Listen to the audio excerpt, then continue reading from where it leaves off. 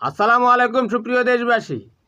যেভাবে হোক দৈবক্রমে আমাদের সেনাপ্রধান মিস্টার ওয়াকারুজ্জামান আওয়ামী পরিবারে বিয়ে করেছেন। সেই হিসাবে আওয়ামী ভারতীয় বায়ুসেনারা ওনার কাছে অনেক বেশি আবদার করছেন। 5 আগস্টে শেখ হাসিনার পক্ষে তো ওয়াকারুজ্জামান কাজ করতে পারেনি, কারণ কোটি কোটি আলোর পথের যাত্রী রাস্তায় নেমেছিল।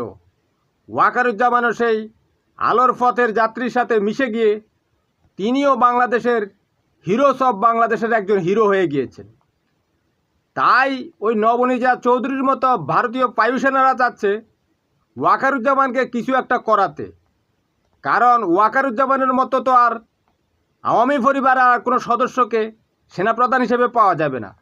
তাই সে চাচ্ছে ওয়াকারুজ্জামান যাওয়ার আগেই বাংলাদেশের মানুষের সাথে সেনাবাহিনীর সাথে একটা মারামারি লাগিয়ে বাংলাদেশকে ধ্বংস করে দিতে।